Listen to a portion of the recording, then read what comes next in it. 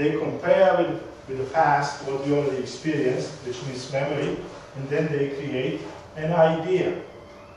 Now, all this vibration, I want to emphasize, is done by these goddesses. Now, if we talk, these goddesses vibrate. These letters are formed. If we close our eyes, also, if we sleep, so this speech, the internal dialogue, as some people call it, keeps on going. This internal dialogue is, according to this school, done by these goddesses, 8 goddesses of consciousness that create these notions and ideas. Now, this Vikalpa presents to consciousness that notion. This is a book. This is something. This is a tree. And this is called Vikalpa. Now, what is the essence of this? What is behind this? All of this is on the surface. But the awareness is that which gives life to this, to the thoughts and words. In the background of all of these thoughts and words is awareness. If we are not aware, it will not happen. If we are alive, it happens because we are awake. We have awareness. If we sleep, it will not happen. If we are dead, of course it will not happen. So the awareness is primary, is essential. So, and this awareness is that continuous flow, as I said earlier, is that continuous flow of consciousness, that uninterrupted flow that comes, and it is twofold. It is Nirvikalpa and Savikalpa. I already mentioned Vikalpa, Nirvikalpa and Savikalpa. Nirvikalpa, according to Nyaya school, I already talked a little bit about that. Nyaya school and other schools of Indian thought, the main definition of Vikalpa is that it is that which is associated, always associated with word. Now, Nirvikalpa, I tried already to explain. So if we are walking on the street, we see things, but we don't define them all in our head, right? We just see them vaguely. But when something takes shape, then it is always associated with the word. And this is Vikalpa. And the state of first perception is called Nirvikalpa. And this is, however, and this is actually quite important, an important thing here. Now, is Nirvikalpa also associated or disassociated from words? Vikalpa, we know it is. How about Nirvikalpa? Will Nirvikalpa be associated with words or not? No. According to Nyaya. Nyaya and Sankhya would say no. But Shaiva and Bhartahari, and this is extremely important.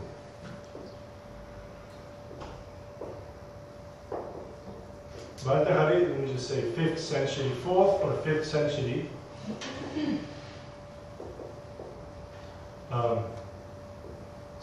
AD. Actually, he wrote this famous book called Mātṛkā.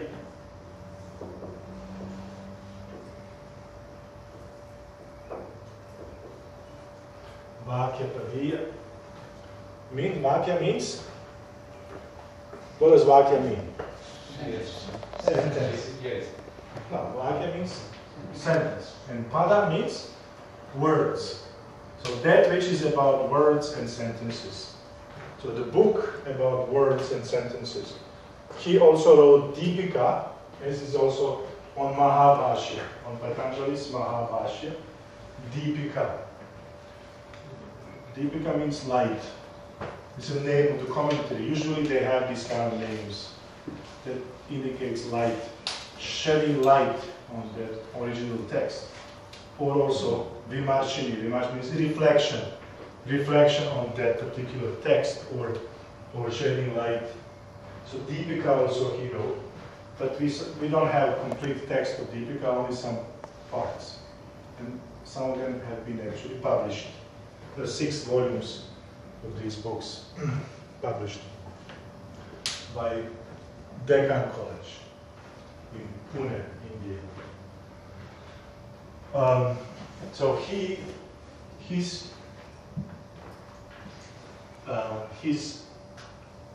was the first to actually express, to present philosophy of grammar. Philosophy of grammar.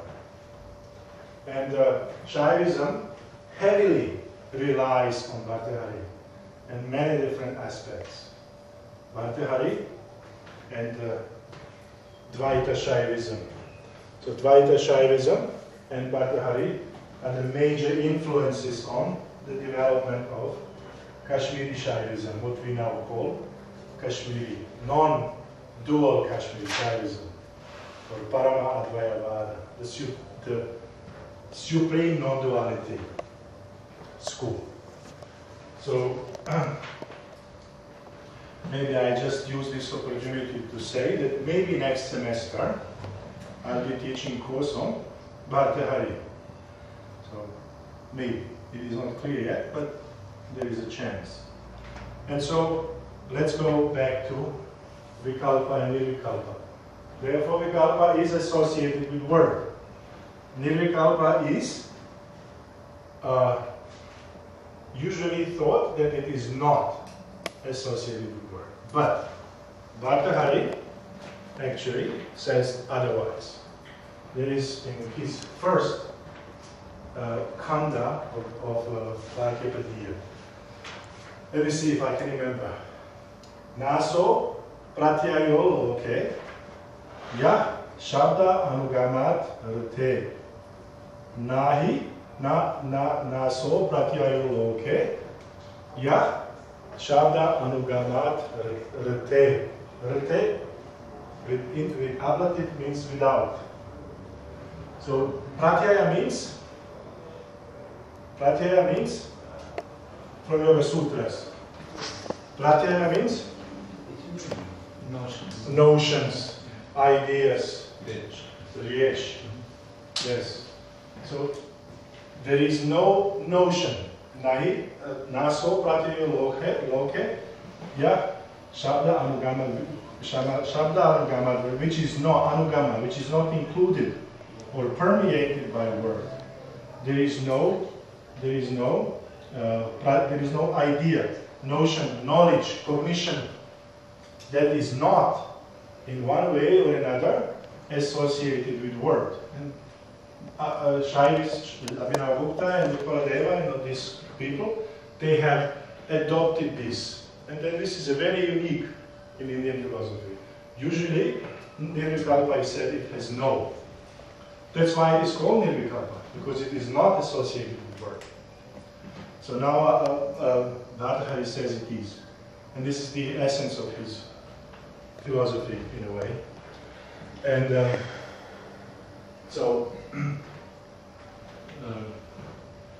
now, in Ishvara Pratyabhyakarika and Ishvara Pratyabhyavimarshini, and also in the commentary on this shloka, there is a commentary on this called Vrti on Vakyapadiyya. And now there is a huge debate among scholars who actually wrote this. Tradition in India says it's written by Bhartahari himself. It's Svavrti. But some scholars in the West say no, it's not. And it's very difficult to know. But usually, if we accept this, that it is written by Bhartahari, so he wrote this commentary. And the similar idea Utpaladeva Ishvara Pratyabhyakarika gives, and Abhinavagupta comments on it also. Now they give an example. Why is this Nirvikalpa associated with word? So they say, if we are walking on the street and you see a snake. Now in India, of course, there are many snakes, Once I found a snake in my house. But so when you're walking on the street and out of sudden you see snake, before the vikalpa managed to arise, you already jumped. Right? There is a reaction in that, what we would say, in a split second before the thought would arise.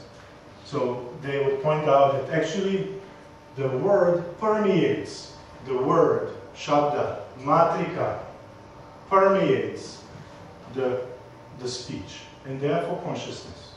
It cannot, consciousness is word, is language. Why? Because it has meaning. And if you go more and more subtle aspect of the nirvikalpa state, then according to the yogis, one would discover that also. There is the close association. The language is actually a representation of that consciousness. The consciousness cannot be without meaning, and the language is meaning. So there is the identity between language and consciousness. And this is the essence, I would say, of Shaiva philosophy. And also, Bhartahari. Bhartahari, very important. And yes, so this diversification in the form of letters. So the first we have letters, varnas, phonemes. Then we have words. Then we have sentences. So the consciousness unfolds beginning with varnas, beginning with phonemes. And this kalana, this diversification, expands.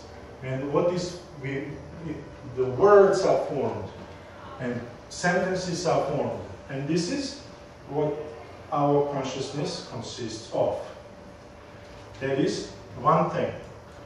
And the other thing is that for the yogi, the yogi is aware of this process, of this kalana, of this diversification. But for the people who are not aware, for us, we who are not aware of that process, we are in bondage.